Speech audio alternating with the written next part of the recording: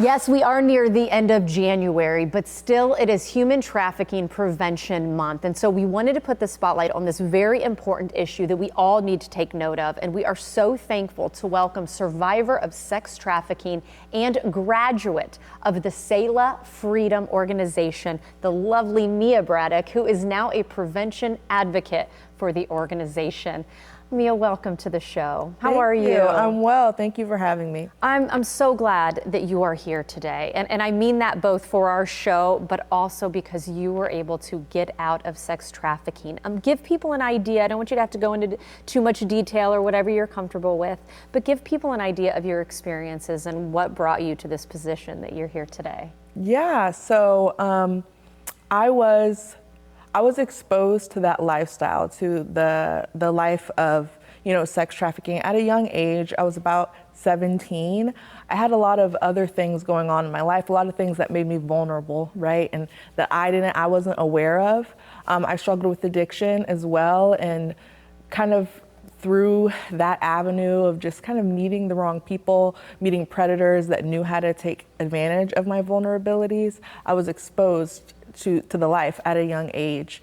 And I was kind of in and out for a little while, and then it got really bad. I want to say when I was about 20 is when I was full on like in the life and ended up in a situation where I was being trafficked. And that went on for about 2 years, and it was probably the darkest 2 years of my life. I experienced a lot of abuse.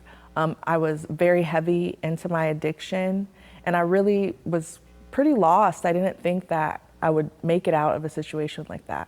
Oh, I'm so thankful that you did and that you are here now.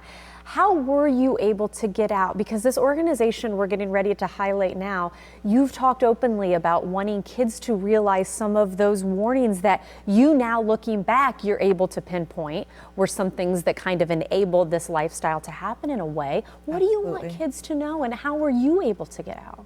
So my story looked like, honestly, I got out, the court system helped me out. Really? I was arrested, and after my arrest, I was offered a court diversionary program. And through that diversionary program, I was connected with resources. And a lot of the resources that they were trying to connect me with didn't really fit. They didn't feel like a fit to what I was experiencing. And it just so happened that I met with one organization, and they had just recently been on a tour of Selah Freedom. So when I opened up to them about what my experiences were and what my life had been like for the past couple of years, they're like, we can help you. So it was that interagency connection that led me to Selah and got me where I'm at today. And now you're continuing to help others. It's one of those things where I'm assuming you could just close that chapter of your life and say, I don't want to think about it, I want to move forward. But you're not doing that because you do want to help others. Why is that?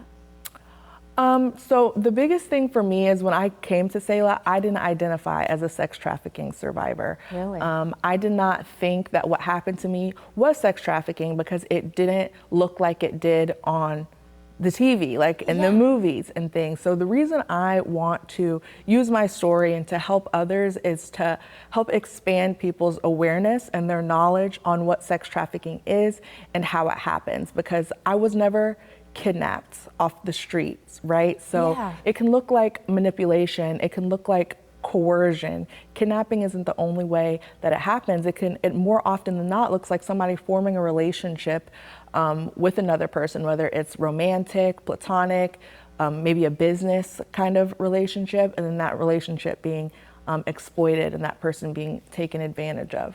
Well, it's interesting too, and I want to go back to something you just said, that it's not what we think of normally when we think of sex trafficking. We do think of that kidnapping aspect. Right. So as community members, if it's not what we see in TV and movies, and hopefully this conversation will help, what can we do? How can we help? Absolutely. So I don't want to take away from the fact that, sex trafficking can look like kidnapping. It can. But more often than not, it looks like a person taking advantage of another person. So for our community members, I would urge them to be aware of the other ways that it can look. So a predator, an exploiter, a trafficker, their goal is to exploit the vulnerabilities of another person, right? So I would encourage our community members to be aware of what that could look like.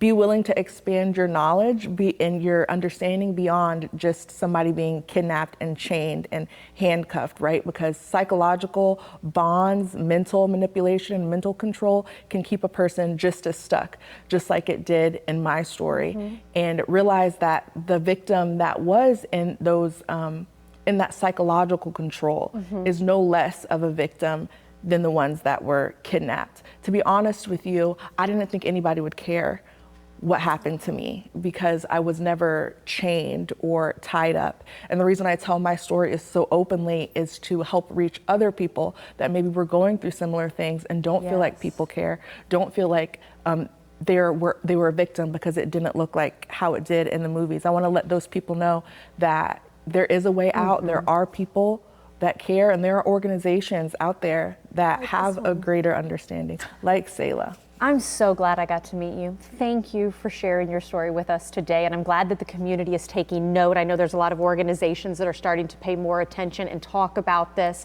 Again, SelahFreedom.com is where you can go if you want to learn more. And again, Mia, thank you for being with us today. Absolutely. Thank you for having me.